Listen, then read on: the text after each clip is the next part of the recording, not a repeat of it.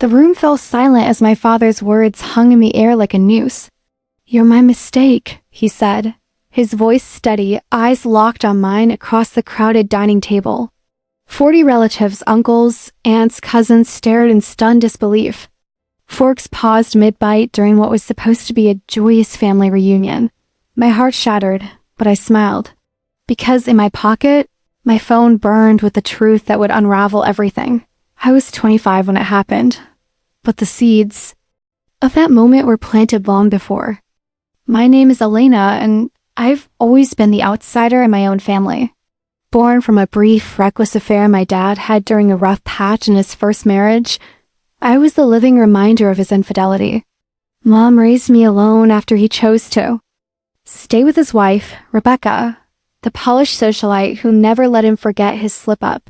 He provided financially tuition, clothes, the occasional awkward birthday card, but emotionally, I was a ghost. Growing up, I'd catch glimpses of the life I wasn't part of. Family photos on social media, holidays in the Hamptons, Dad beaming with his real kids. Twins, a boy and a girl, perfect in every way. Rebecca made sure I knew my place. "Your father's charity case," she'd whisper when we'd cross paths at rare events, but Dad? He played the reluctant hero, calling me on my birthday with scripted affection. "You're special, Elena," he'd say, but his eyes always darted away. The reunion was Rebecca's idea, a grand affair at their sprawling estate to celebrate Dad's 60th birthday. She invited everyone, including me, probably to show off how gracious she was. "Family is everything," she posted on Instagram, tagging me with a heart emoji that felt like a knife. I almost didn't go, but something pulled me there, a nagging curiosity, or maybe the hope that, after all these years, Dad would finally acknowledge me without the asterisk. The evening started pleasantly enough.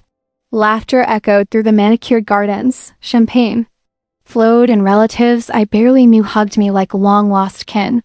"You look just like your father," Aunt Maria said, squeezing my arm. I forced a smile, ignoring the subtext, the resemblance that marked me as the scandal. Dinner was served in the opulent dining hall, crystal chandeliers casting golden light on silverware older than me.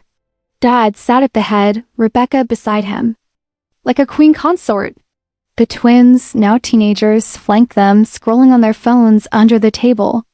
As dessert arrived tiramisu, Dad's favorite toast began. Uncle Roberto praised Dad's business acumen.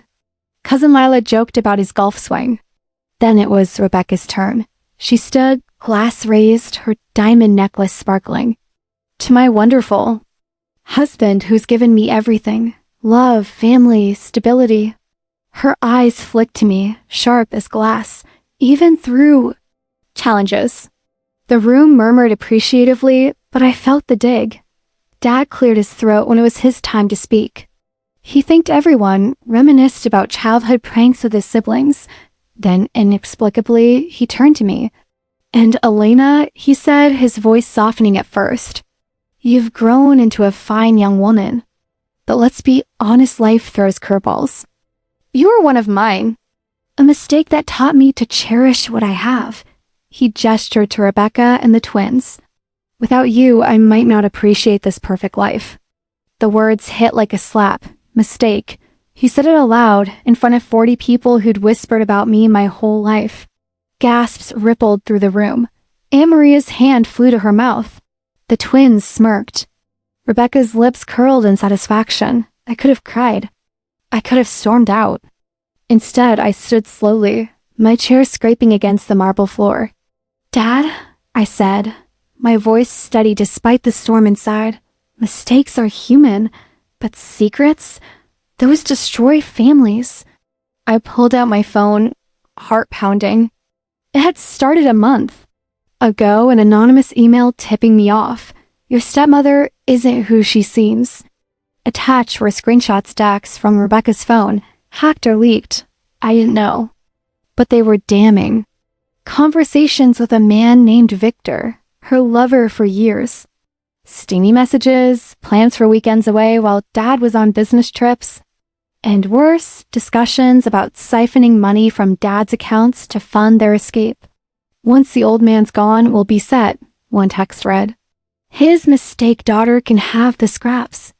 I verified them obsessively, hired a private investigator on a whim, using savings from my graphic design job.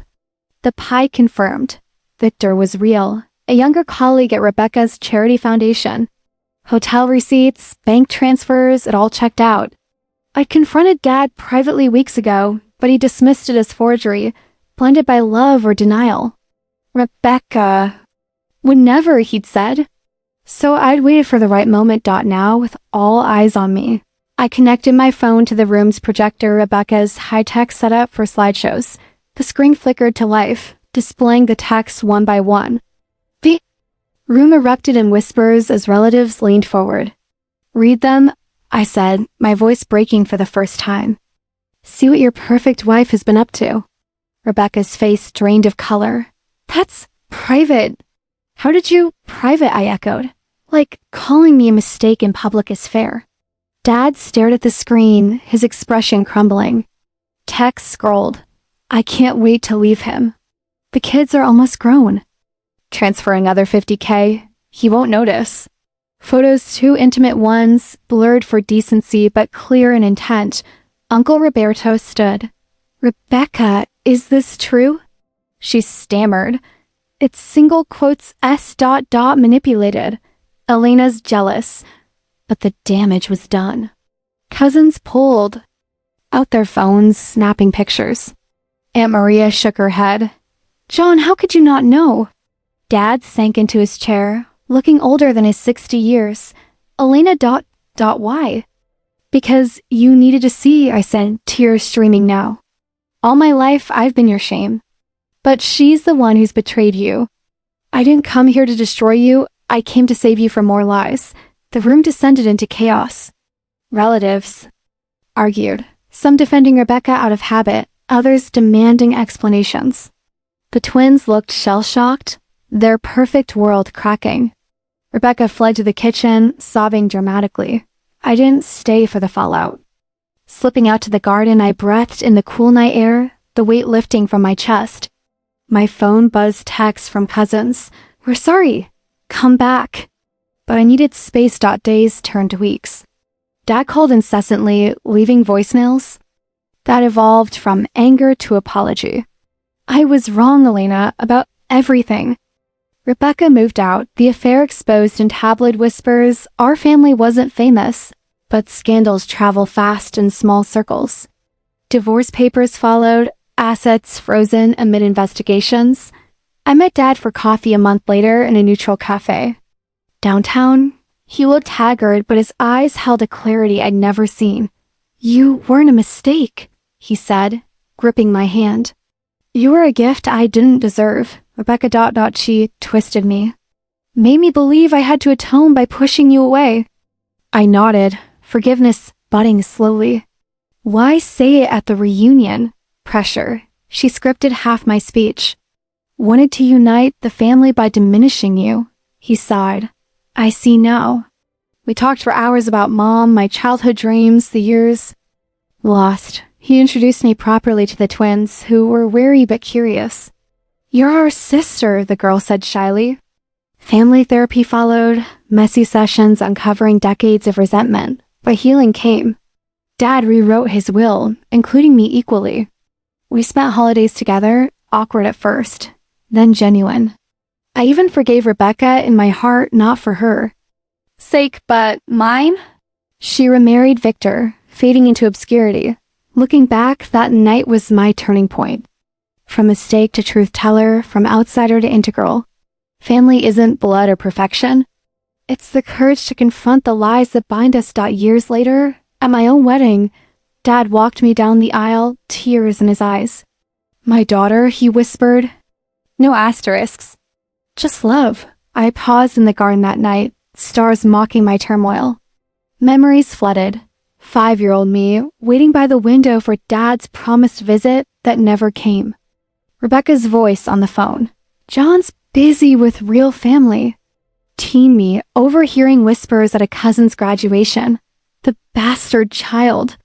Each barb had built my armor, but Dad's words pierced it. The texts weren't revenge, they were liberation. The Pia dug deeper. Rebecca's affair started before the twins were born. Paternity tests? I didn't push, but doubt lingered in Dad's eyes. Now, post-reunion, the family fractured then reformed. Aunt Maria hosted interventions, forcing apologies. "We failed you, Elena," she said. Cousins shared stories of Rebecca's manipulations, favoritism. Secrets kept. Dad's transformation was profound. He quit his high-stress job, volunteered at my nonprofit art studio. "Teaching kids to express pain through paint," he joked. We bonded over late-night talks, him regretting lost time. The twins saw it too. "Mom always said you were trouble," the boy admitted. "But you're cool." We built sibling bonds, movie nights, inside jokes. Emotional scars faded, but not vanished. Therapy helped me process abandonment, turning pain into strength. I wrote a blog anonymously, From Mistake to Masterpiece, inspiring others in blended families. One evening, Dad handed me a letter. Read it when alone. It was his confession. The affair with Mom was love, brief but real. "You were born from passion, not error. I chose wrong by staying silent." Tears flowed as I hugged him. "We're okay now." Life moved forward. I met Alex, my husband, at an art exhibit. Our wedding was intimate, relatives toasting unity. Dad's speech. "Elena taught me family is forgiveness." No mistakes mentioned. Today, with my own child on the way, I vow, no secrets, only truth. That fateful night, it broke us to rebuild stronger.